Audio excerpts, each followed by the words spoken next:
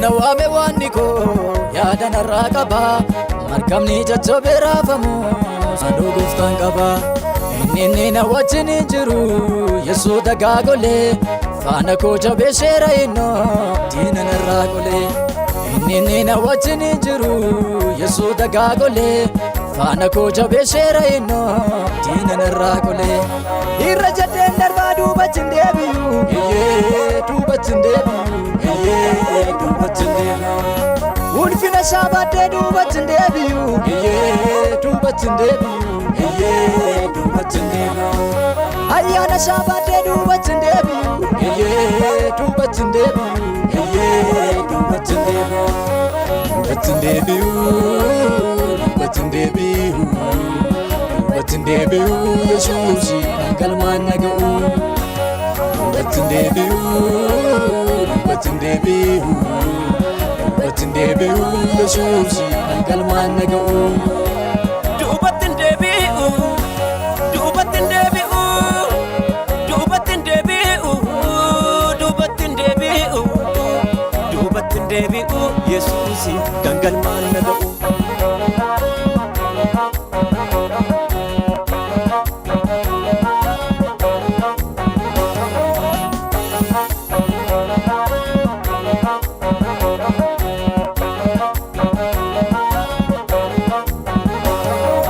Guddaa jira dura koo fudhachuun adeema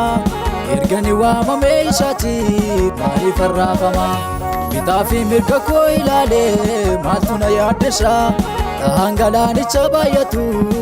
Yesuus na keessa bitaa fi mirga koo ilaalee maaltu na yaaddessa dhahaan galaanicha baay'atu Yesuus na keessa Yesuus na keessa Yesuus na keessa Yesuus na keessa isaatu cimsee na gaggeessa Yesuus na keessa Yesuus na keessa Yesuus na keessa isaatu cimsee na gaggeessa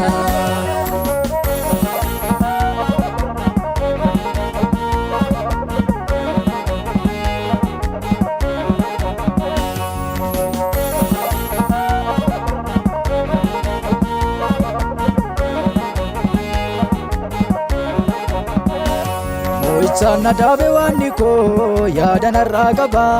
dura koo darbeera wenne harka koo na qaba erganni na waame waanni koo halaala na baddu afaan koo galataan guuteera akkani faarfadhu akkani faarfadhu akkani faarfadhu akkani faarfadhu akkani faarfadhu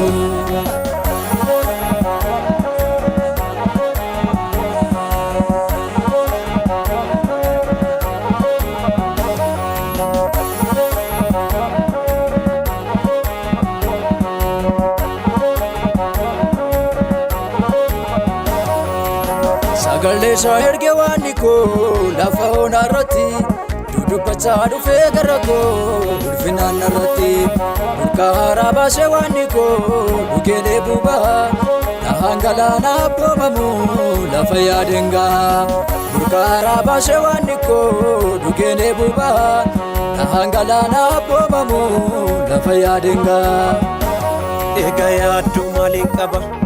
erganni dhufee gara koo Hunduma sana ragate yaadoof dhiibbina mudaa egaa yaaddoo maaliin qaba erganni dhufee gara koo hunduma sana ragate yaadoof dhiibbina mana koo egaa yaaddoo maaliin qaba erganni dhufee gara koo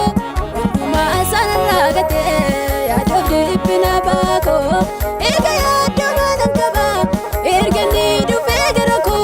hunduma sana ragate yaadoof dhiibbina baakoo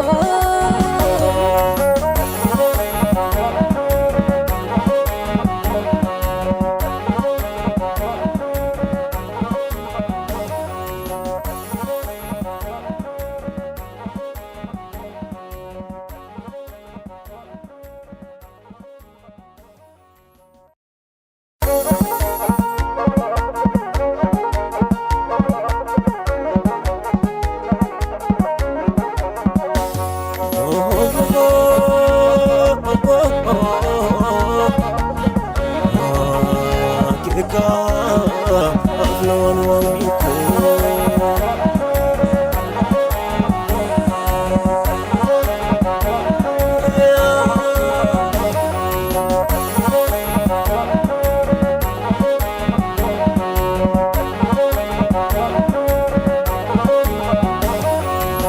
Ake kam na wame wan